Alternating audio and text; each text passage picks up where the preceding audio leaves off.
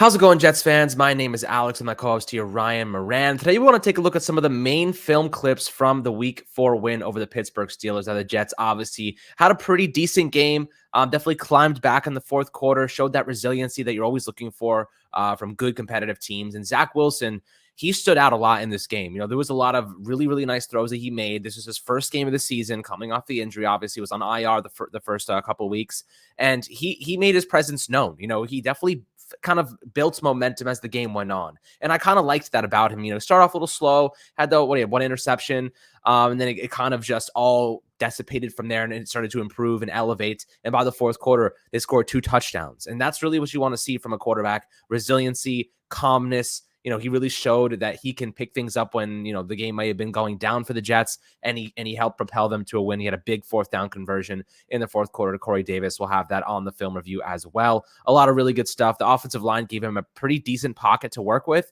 Elijah Vera Tucker, goodness gracious, the guy moved from right guard to left tackle. You don't see that very often in the NFL, and he played very, very efficiently. So, in the meantime, I know Dwayne Brown, we're going to get some answers very shortly on Dwayne Brown's kind of availability moving forward. But even so, I'd consider putting Dwayne Brown at right tackle and Elijah Vera Tucker at left tackle, just like play it that way and, roll with the hot hand. And, once Fant comes back, you could, mix it up and move AVT back to right guard. But there's definitely some things that I think the Jets can work with here in terms of the efficiency they experienced in Week 4 against the Pittsburgh Steelers. But Ryan, before we dive into the film, how you doing tonight, my friend? And what is your, impression, reaction following this win, and kind of how Zach Wilson looked?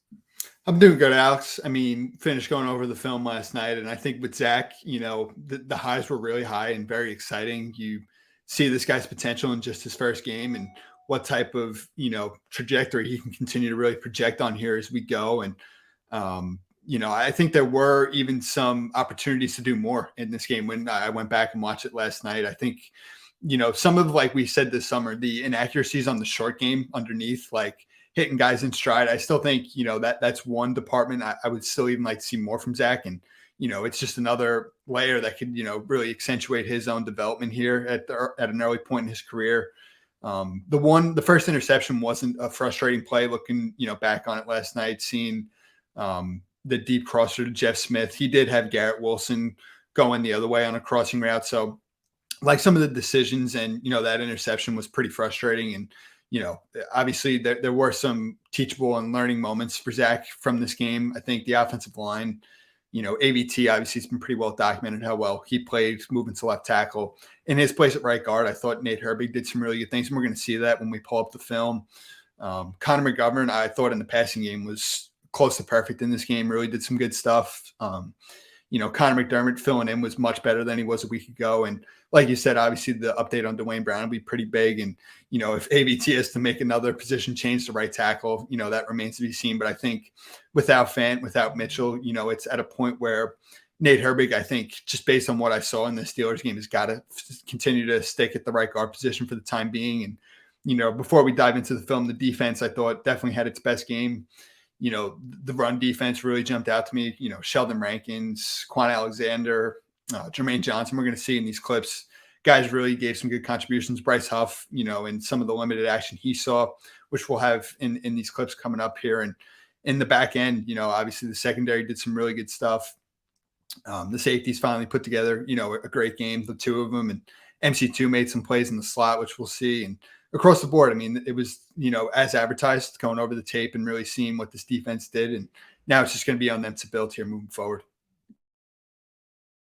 Yeah, it's really about momentum, and its offensive line kind of put together a pretty solid game after a more tumultuous week 3. But let's take a look at the film here. There's a lot to go through, a lot of positive moments. The pass rush looked fantastic at times. There was a lot of contributions across the board, and Sauce Gardner once again had another stout game in coverage. I think he gave up 7 yards on 2 targets or something like that. He was unbelievable. He's been electrifying to start the season. He's certainly not a problem. He is an asset. He's a positive influence, and he will continue to be that for this Jets team, especially with DJ Reed on the other side. At this point, I'm already leaning towards Sauce covering opposing wide receiver ones, and DJ Reed being that CB2 guy. and kind of interchangeable, maybe playing the matchups there, maybe more quick, agile ones you put DJ Reed on, maybe Sauce covers more lengthy possession guys. We saw what they did against the Baltimore Ravens, and Sauce manned up Mark Andrews and had some success. And we kind of called that before the game as well. They should do that. So that was really cool to see them kind of actually utilize that strategy. But let's take a look at the film here, guys, and what the Jets put on the field in week 4. So this first clip here, you're going to see every week, if you notice, it's kind of been a theme for us talking about Jermaine Johnson's run defense and that this was going to be a way he made an immediate impact. You'll see here, he's the left edge defender over the inside tight end, and just he kind of blows this up. Marcel Harris is in a good position. CJ Mosley as well. You know, you see Jermaine, just the motor, the effort that he plays with there, you know, finishing the rep. He definitely had another really strong performance. This play here, I wanted to make note of a few things. Corey Davis up top in the slot, you know, he had like 3 run blocks in this game that really jumped out. And I think he's an unsung hero on this football team, not just in the passing game, but the running game as well. This was a 3rd down that led to the Jets' first field goal. Brees showed some good patience here. I think, you know, the one thing I did notice is, and we'll see as we go through here, you know, I thought there was potentially an opportunity for him to go between ABT and Lakin up top there, but he showed some good patience, no less. And when you see it from the end zone view, you know, I think the angle is a bit tougher to really figure out, but you know, the offensive line here, I mean, collectively, Connor McGovern, Nate Herbig, you know, some of these guys out in space moving up to the second level with some good run blocks. And, you know, this was a big first down that the Jets converted. Yeah, absolutely. I mean, you mentioned Jermaine Johnson before. He had a really solid game, finished with 4 total tackles. He had a sack, a tackle for a loss, and a QB hit. That's the type of impression you want to see from a rookie pass rusher, and obviously that's very optimistic moving forward. Brees Hall had probably the biggest share of carries that he's had since, you know, starting this season. He had 17 carries, 66 yards, and a touchdown, only 3.9 yards per carry, so would like to get that a little bit up. And, you know, Michael Carter had 9 carries for 15, so did not have as much success. But Brees Hall is a workhorse. He's the type of guy that gets better as the games go on, and he gets better as the season goes on, as he gets kind of acclimated and adjusted to the style. And obviously the NFL is a little bit more speedy and more physical than the collegiate level. So I think it's going to take him a little bit of time, but you're seeing those you know, he's paying off in dividends right now in terms of just being able to rely on him. He has electric burst. He has acceleration. He has power. He's more agile than you think. He's a pretty solid receiver as well. I think he had 2 receptions in this game, and so did Michael Carter. So you like to see that. Of course, you know, it'll take time for him to see, you know, his vision will improve as time goes on. He'll see that on the film and say, I got to bounce that outside. Maybe picked up a little bit more yards. He'll be thinking about next time they run that exact same play and seeing if he can exploit that. But, you know, that's just kind of what you want to see from Brees Hall. It definitely is closing from that angle. It looks like it's closing a little bit. Agree. Maybe he figured, you know what, let me go for the first down instead of maybe getting stopped right here. Just a risk reward type of scenario. He kind of sees that guy. You can see that defender leaning into the inside. So maybe he's like, you know what, I'm going to get stopped here. If I try to get through that, I'm going to take the more, you know, advantageous approach and just try to bulldoze my way up and get that first down, which I think he did. So that honestly, from that angle, looks like the right decision. Agree. I felt the same way. It was tough from the other view, but you see it here, and I think he ended up making the right call. Yeah. So even so, vision's already improving. Yep. It's all about the angles, isn't it? It is. On this play, I wanted to make note, the Steelers in the last couple of weeks ran a ton of gadget stuff with jet sweeps, end arounds, screens around the line of scrimmage. I mean, the Jets really bottled it up all throughout this game. Nice. I thought Quan in space, you know, really covered ground, showed his speed, his physicality. You know, the Jets really did a good job on a lot of their, you know, east and west stuff around the line of scrimmage. I mean, look at the pursuit of that entire defense right there. There's 6 guys that get there. You know, there's 6 guys. There's no way this play is getting anything. He tries to get this upfield. Quan Alexander's like, nope. That's great. That's a great play, great tackle. The physicality he has, especially with Quincy Williams out, he needed to step up. Absolutely. And you'll see Jermaine Johnson here too. He kind of reacts pretty fast to it there on the edge. Takes a good angle. CJ's kind of in pursuit too. Yep. Yeah, that's very good so far. This play, I wanted to make note of Michael Carter the second in the slot up top. They ran like 2 underneath shallow crossers, and he really picks it up very well instinctually, and he ends up being in a good position to where he makes this a hard throw for Trubisky and ends up finishing with the tackle. So really good play by MC2 here. He obviously had the interception, and you know, another big play on a 3rd down here early in the game. I love the bracketed coverage up top, so you can see those safeties really have it locked down in the deeper portions of the field. There's no way. I guess this is Mr. Trubisky at this point in time.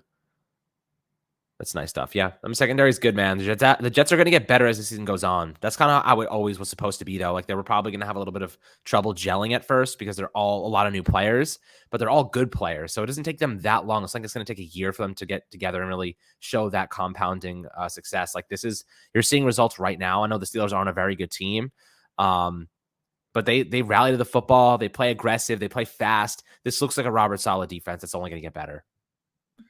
Absolutely. This particular play, this was really Zach's first big throw of the game. That was really exciting.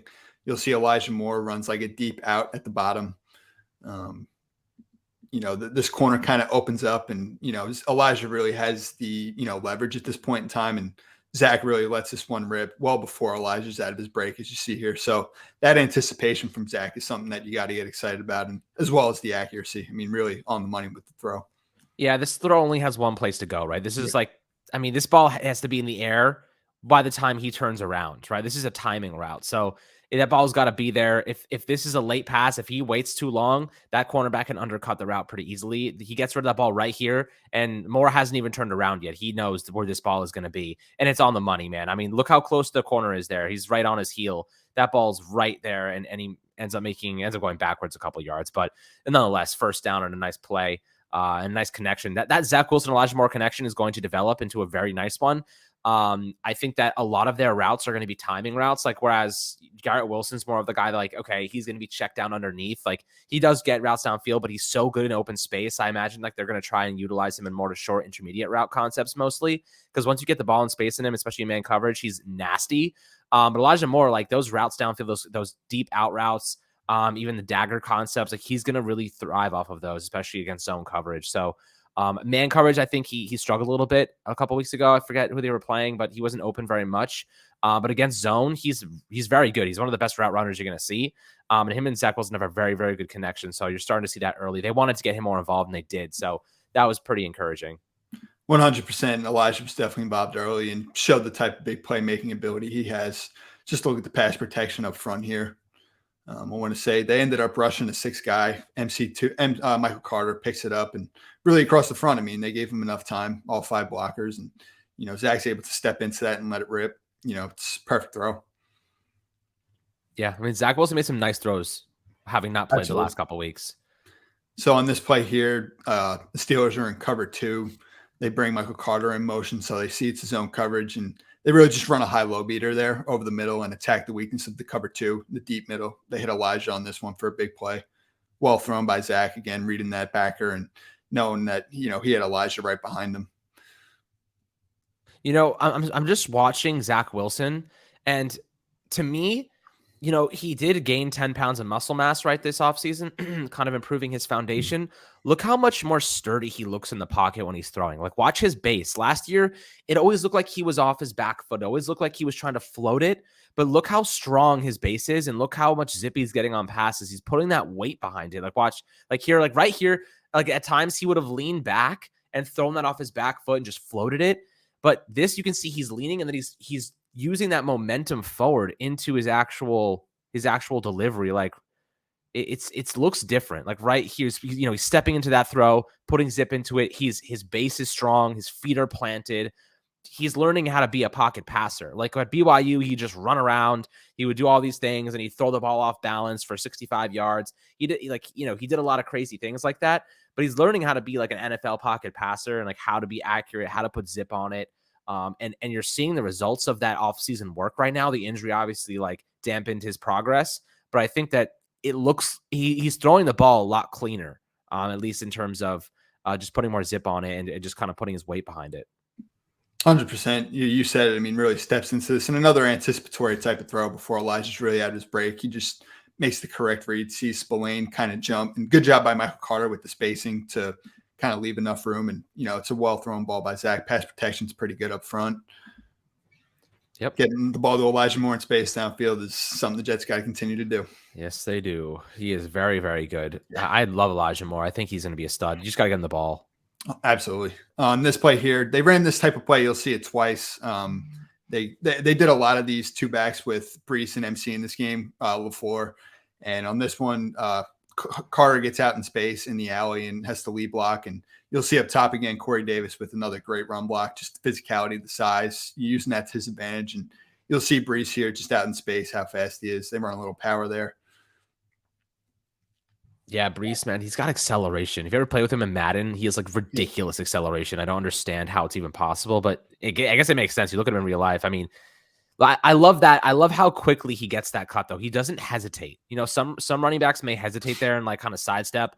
The second he decides where he's going, right, bam, he's gone. He's there, and he sees, and he just does such a good job of also reading the angles of the tackler so he can pick up any extra inch. It's a very quick upfield cut, which is what he can do. You'll see Corey Davis's block even better from this angle. That's a great block. Yeah. And Michael Carter out in the alley as well here. Good job.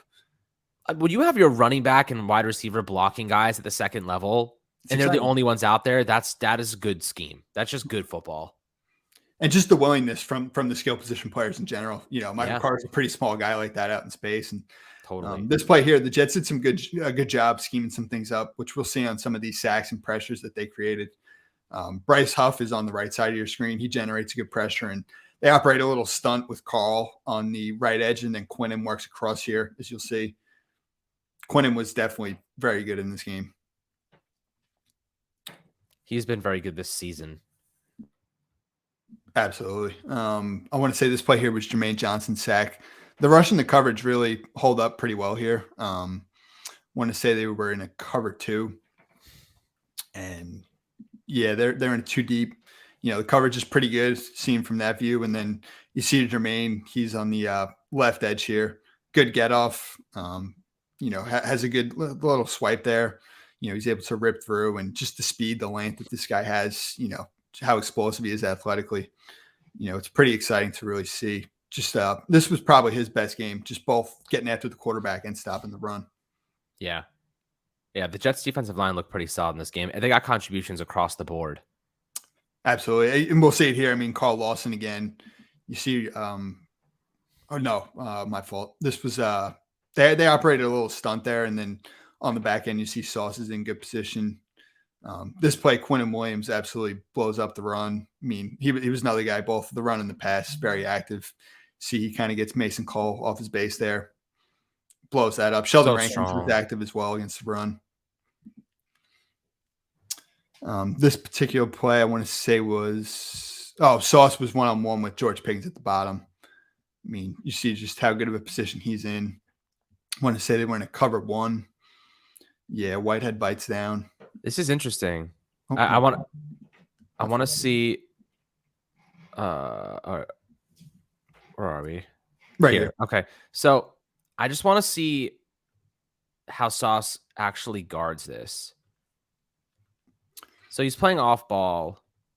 He's in a bit of a catch technique. Yep. Yeah, like 3 yards. Yep. And obviously, like right here, they're kind of playing man. You have those 2 linebackers. You got to be careful of those quick slants.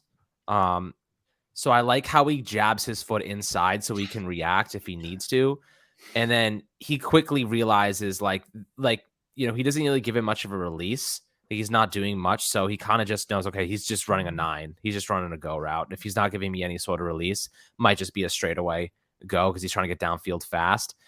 It's just good recognition, for a rookie cornerback to understand these small details while it's unfolding. I know George Pickens is another rookie receiver, so it's, a pretty favorable matchup for Sauce, but it's not easy. Pickens is a very good player. He's made some very good plays. Everyone saw that Thursday night one-handed catch he had. I mean, this is a tremendous guy, tremendous athlete. Sauce Gardner completely takes him out of the game. He's on him. Sauce may as well be running this route for him. That's how good he looks right now. So it's just good all around. He's really great to see how nicely he's progressing. Oh, most definitely. You see Carl Lawson here. I mean, just the motor that these guys play with up front. Yeah. You see Bryce Huff coming from the other edge. Just how low Carl is able to get there at the top of the rush. I mean, he's definitely been picking it up the last 2 games. You're seeing him, returning from injury and really getting back to the player he's capable of being. This play here was one of Brees's bigger runs. You'll see from the end zone view. I mean, Nate Herbig does a really good job getting up to the second level and sealing his guy off. And Brees is able to really read it pretty quickly here and then, cut to the outside. That's great. I mean, look how he uses his second level defender or second level blocker to his advantage here, right? Like you said, Herbig makes a really nice block to seal that gap off. But watch McGovern, your center here at 51. I mean, Brees Hall and most running backs may cut to the right here or to the left from our angle, but his right. And they'll try to squeeze through that. And 51 has that locked. He does such a good job reading his blockers and using the leverage that Connor McGovern has created for him to pick up extra yards. And then he squeezes that angle to make sure that he doesn't get caught right there getting vertical. And he actually cuts back inside. That's an extra 5 yards he picks up. This is like high level running back stuff here. You're seeing Brees Hall look like a veteran already, and he understands angles. He understands leverage. He understands how to maneuver around his second tier blockers and then cut those angles to increase his production. This is, the little things that make running backs very effective, and it makes the difference between picking up a first down and the difference between not picking up a first down. Like those inches, football is a game of inches. That's what they all say. And Brees Hall knows how to find many inches in addition to what a normal running back would probably pick up. So just as the high level IQ he has paired with his athleticism is something that you're not going to see very often with running backs. That's why he was a second round pick and why the Jets are already giving him so much of the workload. And I think you even saw that on the last play of the game. I was even going to mention like instinctually how quick he is, how athletically quick he is. But like you said, obviously to pick up to that, blocking scheme and then really, his angle as he's pursuing up the field vertically, like you said, definitely impressive stuff. On this play here, I want to say they were in a cover one robber. Mink is underneath, and you can see I want to mention Corey Davis because this comes up on another play here shortly, like how good of a stem he has working out to the inside, if you see on the bottom there, and he's got a ton of separation, as we'll see from the end zone view. I mean, Zach does a really good job here manipulating Minkah with his eyes looking left. And then, it kind of gives Garrett the space where he's been great on these intermediate crossing routes. If we go to the other angle. Yeah. I just wanted to point out that, Wilson hits Wilson, right? He hits Wilson here. Yes. And watch Corey Davis's reaction to this. He knew he had a touchdown. I mean, yeah. I mean, that safety might have got him. He probably would have got caught. He's not the fastest guy, but like he's upset. But what I like the most about Corey Davis here is that he's showing how upset he is. But when he sees that Garrett Wilson has this football, watch what he does. He turns it upfield and he goes, "Oh crap, he's still going." It's like maybe I can block for him. You know what I mean? Like that's just team mentality. You see, like if you watch the Giants, you're not going to see Kenny Golladay do that shit. You're not going to see him he's going to be all upset. He's going to stop running. He's not going to move. Corey Davis realizes, oh, wait, he's still going. Let me go and see if I can make something happen. Of course, he gets caught before he gets there, but he turns on the afterburners to try and help his teammate out. And I think that while he's upset because he knows how open he was, he didn't forget that, okay, like my teammate just caught that. And he's making his way downfield. Let me go see if I can help him out. I thought that was just like a small detail that is worth mentioning. That's a great call by you. I really agree. Just the unselfish attitude, like I said earlier, of these skilled players, when other guys have the ball. And we'll see it here, just how well Zach is kind of able to hold Minkah just long enough and then, quickly change and makes an accurate throw there and stride to Garrett. Makes two miss. Yeah, he's nice. I like Garrett Wilson a lot. And I wanted to mention Corey, what he did at the top of that last stem, because you'll see it here. This was the fourth down the Jets had to convert. Again, he really sells the guy outside and then breaks in. I mean, it's a great gets route. A ton of separation for himself. That's a great route. I mean, we're definitely going to make a video, guys, on Corey Davis and how underappreciated he is, because he is doing a lot for this team that goes unnoticed. 100%. And I wanted to highlight AVT here at left tackle. Alex Highsmith had really been cooking with his spin move over the last couple of weeks, and you see AVT here really bottles that up pretty well. And across the front, I mean, it was pretty well protected. And this was a big fourth down. The Jets obviously had to get to being down 2 scores, cutting the game to 3 points. I mean, this was a huge play in the game. Yeah, I mean, look at the power he gets on this spin move. I mean, he pushes AVT back like a good step, but it's also a good job by AVT to give himself some space, right? Like he gets pushed off a little bit, but he resets and he's right there in his face. Look at those hands. His hands are ready to just eject into his chest plate, which he does, and he keeps him at bay. AVT, I mean, hell, guys, there's a conversation we got to have about him being the starting left tackle. Like there really is. Like I always thought he was a very good tackle coming out of USC. I thought he was very versatile. This is a guy who should be playing left tackle every game right now. Every single game. Right guard, yes, he's a great right guard. Yes, he's an even better left guard. But why are we not putting him at a spot that's arguably the most important position on the offensive line, is the most important position on the offensive line for a right-handed quarterback? This is definitely a guy who needs to be getting more playing time there. When Dwayne Brown gets back, put him at right tackle. Like, it can't be any worse. Max Mitchell has been solid. Put him at right tackle. That's the conversation. Herbig looks solid at right guard. This should be the alignment right now until you get some guys healthy and back in the groove. You can mitigate injury this way. You can try and give these guys extra time to heal up and actually be 100% by using this alignment. So I definitely think that that's something the Jets should consider doing. Oh, for sure. I wouldn't be surprised by, them really looking to keep AVT as flexible as possible.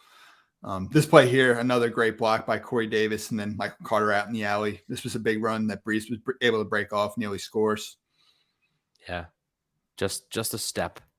Yep. Let's see the angle. I want to see where his route through the gap here. I just want to watch his eyes. Like, I want to see what he's seeing. Right.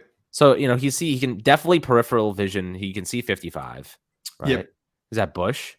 And then Corey comes and cracks down on him there. Yep, Corey cracks down there. I mean, he has a wide open. This is essentially just like. So maybe the only he could have cut it up a little bit. Yeah, like here.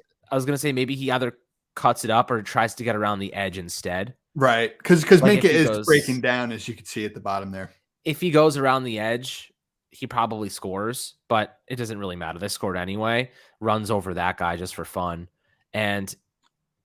Honestly, he should have scored here. I mean, he didn't make a bad decision. I'm not going to nitpick on that. That's kind of stupid. But he just steps out, just an unfortunate step out right there. And I bet on him scoring that 9 out of 10 times. You know what I mean? It just one bad step. Doesn't matter much. Great run by Brees Hall again. He's exposing gaps. The offensive line, the receivers, everybody contributed. That's what you want to see in the running game. And then the final 2 plays here on the last drive. I made note of it on Monday's show, how important I thought it was that while the running game really wasn't working, Michael Four stayed true to it, committed finally. I mean, they had a game where I think Brees and MC both eclipsed combined 25 carries. And you're able to see here on this play action to Tyler Conklin, who's coming across at the bottom. I mean, the play action really gets, I want to say it's Miles Jack to bite just enough to where there's enough space for Zach to put that throw into Conklin, an accurate ball, good catch in traffic there with Minka breaking down on him. This was just the type of stuff I thought that LaFleur did a good job of committing to in this game. As you can see, 51 there, Miles Jack, he kind of bites just hard enough. Zach is able to make an accurate throw there. Good grab by Conklin. I really like Conklin. He's been a really solid player so far. Very reliable. Very. And then this is the last play here. I mean, I thought this was arguably Zach's best throw of the game. And obviously, he had a lot of them. I want to say this was the second or third down on the final drive here.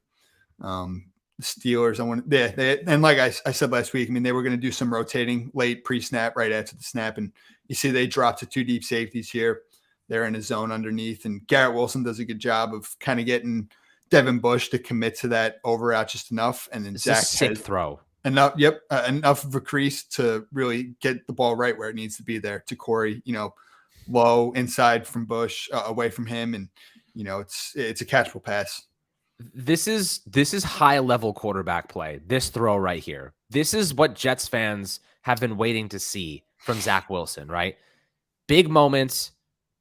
And he zips a pass in here when there are 4 defenders around him. You know what I mean? This is not an easy throw. He has to throw this just in front of that defensive back around the 33-yard line, just between him and the closing Devin Bush, who's kind of running in here. That's a very difficult throw to make. And he has to throw this to his back shoulder, because if you throw this upfield, either he's going to get hit really hard or it's going to be intercepted. He has to throw this to his back shoulder low and toward the ground so he can slide, protect himself. That's what might be Zach Wilson, one of his best throws that he's ever had. In the NFL up to this point, hasn't had much of a sample size, a year. It's not a bad sample size at all. But that throw right there, that's a 20-yard throw on an absolute line, on a wire. That's a piss missile by most accounts. So that's awesome. Very accurate. Like you said, I mean, there's only one place that this ball can go, and Zach is able to get it there. Let's watch his feet. He doesn't even necessarily step into it, but he has a set base with his back foot. Yeah, he's got a strong arm, man. I mean, look, Oh, his arm is generating most of the power behind this throw. You know what I mean? Like, I mean, and watch how quick the release is so quick. Like the second he realizes this is where I got to throw it, I want to see his eyes. Where is he looking? So he looks to his left at first. Yep. He's trying to get that Bush to move over to the left side of the field. And you see Garrett does a good job there as well, working across him. Yeah. Just enough. I mean, that throw, that release, look how quick it is. The second he sees is like, now, bam, gone. And it's on a line. It's perfect. Can't place it any better. You can't place it any better. I mean, look, this was, there were up and downs, no doubt. But Zach Wilson, completed 18 of 36 passes. We'll probably want to get a little bit better. That's only a 50% completion rate.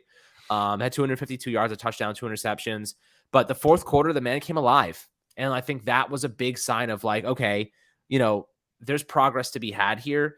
And I think that Zach Wilson is going to continue building on that momentum. Now, the question is, they have a pretty tough schedule. Dolphins, Packers, Broncos, Patriots, Bills, Patriots again.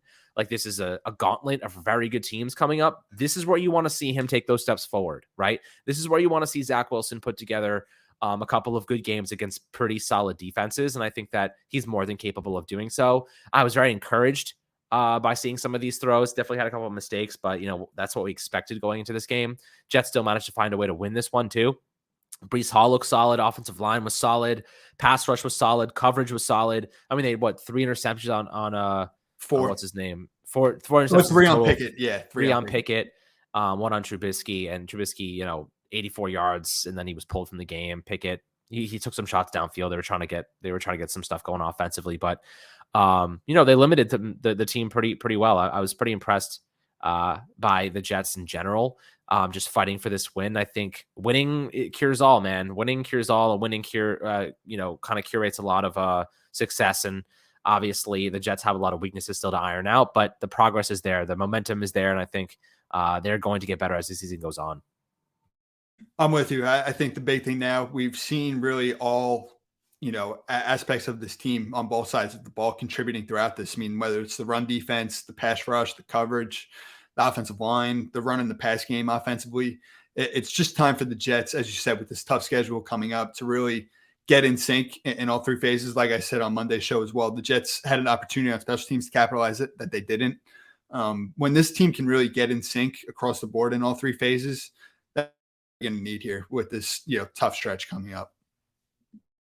Absolutely, my friends. But I hope you enjoyed this film review of the Week 4 win over the Pittsburgh Steelers. Would love to hear your thoughts and opinions below in the YouTube comments. As always, make sure to like and subscribe. Have a great rest of your week. We'll probably discuss Corey Davis tomorrow and how underappreciated he's been. So I'm excited to discuss his qualities and, kind of the nature of what he brings to this team. And it's a lot more than just being a receiver. So I think there's a lot of value there. But hope you guys enjoyed the video. Like, subscribe as always. I'll catch you guys on the next Fireside Jets episode.